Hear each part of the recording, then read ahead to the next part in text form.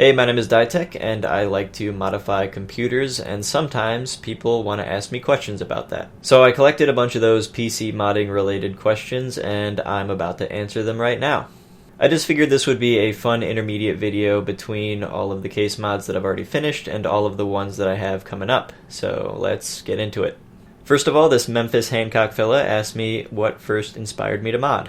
Okay, so I, over the last 4 years or so, watched a lot of YouTubers that were doing tech stuff like Jay's 2 Cents and Bitwit and Paul's Hardware and those kind of guys, and it just kind of inspired me to want to get into building my own computer to play video games on. I was still playing on Xbox and stuff, and so I eventually saved up enough money and bought a computer, bought all the parts, put it together, and it was awesome. But I had a lot of fun building that first computer, and I wanted to continue building more computers, but that's super expensive. I can't really buy, $1,000 computer every time I want to build a computer, and it'd be kind of lame to just take my computer apart every time and just rebuild it just over and over. That doesn't really make sense.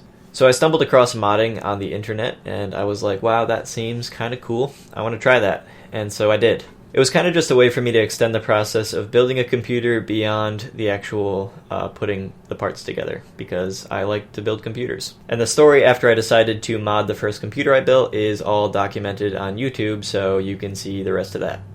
Skipper asks, what do I do besides YouTube?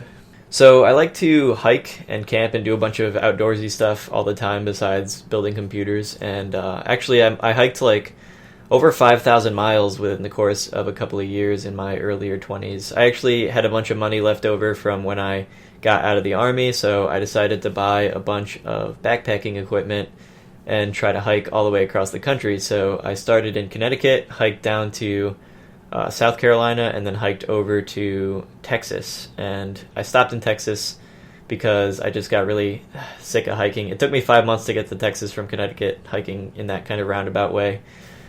For those of you who don't know how far that is, because you don't live in the United States or whatever, that is a considerable distance. But yeah, I got to Dallas, Texas, and I was just like, holy crap, this town is huge and this state is huge, and I'm sick of walking now. So I did actually make it all the way across the country, but from Dallas to the coast, I just hitchhiked the rest of the way. And then I flew home. And then I did a month-long survival school, which was hundreds of miles of walking. And then I did the Appalachian Trail from Georgia to Connecticut, which is 2/3 of it. So yeah, not totally in a row, but I spent a good year or so hiking around and sleeping in a tent. Fast forward a couple of years to now, I don't do any kind of crazy hiking like that as much anymore. Maybe just camping out on a weekend or hiking a couple of miles or whatever, but I still like to do that kind of thing. And that is the significant portion of what I do for fun besides computer stuff. So Shadow asked me what are my future plans for the channel, and do I ever plan to have extra people helping me or venturing into other PC related topics. So the future of the channel is going to primarily be PC modding, but I totally am going to do other stuff related to computers. In a couple of days or a week or whatever, I'm planning on doing a video on how to build a computer. I know there's a lot of those out there already, but I think that I can do a good job with that kind of video. But yeah, it's all going to be computer related, and the majority of it is going to be PC modding related. And then obviously some vlog videos like the one I'm doing right now, just to kind of interact with the community. And I would love to do competitions and, go to conventions and collaborate with other modders and companies and that kind of thing.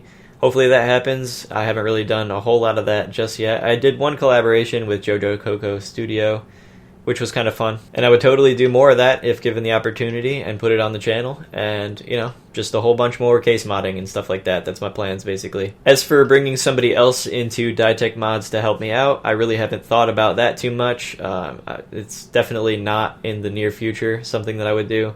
But if I ever get big enough to have to sell a product and need somebody to manage that, or need an editor to edit all my videos or whatever, yeah, I don't see why I wouldn't do that. But as of right now, and probably for the next few years at least, I will be working alone, most likely. This guy with a name that I can't pronounce wants to see what my first computer looked like. So yeah, here it is. You can see it on my YouTube channel, actually. Everything that I've ever done is on my YouTube channel. But yeah, here's some pictures of it. Tyler wants to know how I came up with my name and if there is a backstory. So my name was actually Dietec for a while, and I just started pronouncing it Dietec, like DIY pronounced die. And I just figured DIY tech was kind of like too generic and not really like a good brand for me. So since I was already pronouncing it Dietec, I just started spelling it that way. And it just seems like more of a name, like Dietec is more like something that you could call somebody, and DIY tech is not really a name for a person. It's kind of like a title, I guess.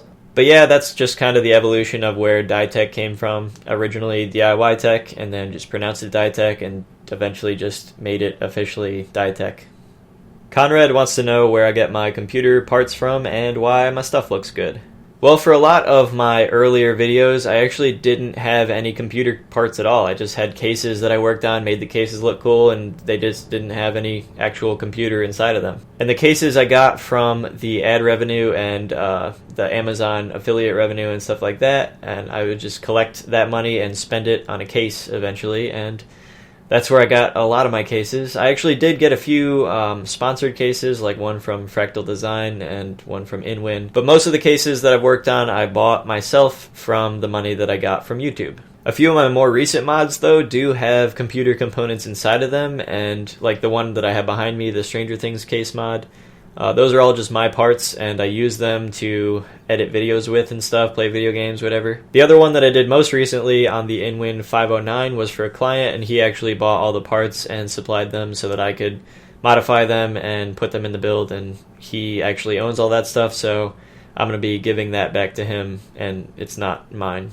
So that's kind of just where my parts come from. I either spend the money that I make off of YouTube on computer parts and use those, or I take client builds and, use all their parts and then give them back after. As for stuff looking good, thank you. This fellow wants to know if I have any tips for somebody that wants to start modding their own system. Yeah, so if you already have a computer, then you're already halfway there, right? You have something that you can modify. If you're trying to ask me what I think the best first mod to do would be, it would probably be a graphics card backplate as your first mod, because that is super cheap and pretty easy, and it doesn't void any warranties. The first mod that I ever did was painting my RAM heatsinks, and that was super easy, so you could try that as well. And yeah, from those small basic mods, you can get some experience and gain the confidence to be able to move on to more advanced mods like cutting holes in your case and that kind of thing. So really, the advice that I have is just to do some research on the internet and then just start doing it.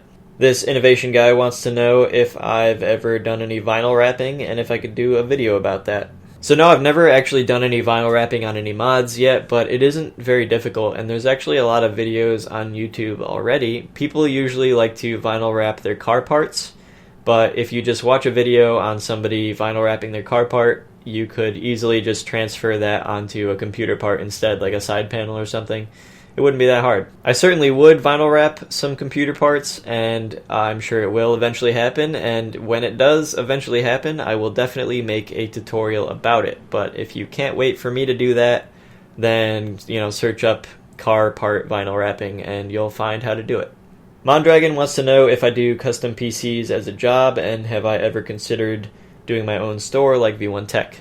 So the actual job that I do, 40 hours a week to survive, is just like entry-level IT, desktop support kind of thing. There's me and one other guy, and we support a factory of like 400 users, so I'm usually pretty busy at work. And PC modding is like a hobby that I do after work, but I do make a little bit of money from it, so from like Amazon affiliate and Patreon and ads from YouTube and that kind of thing, I do make some money. And then if anyone ever wants a commission build from me, I charge for labor as well. So even though I do make a little bit of money from building computers, it's not something that I can sustain myself from, especially because all the money that I do make, I just put right back into buying tools and computer parts and that kind of thing. Actually, one kind of exciting thing is I managed to save up a little bit of money and buy myself a CNC router, which you should be seeing a couple videos about pretty soon.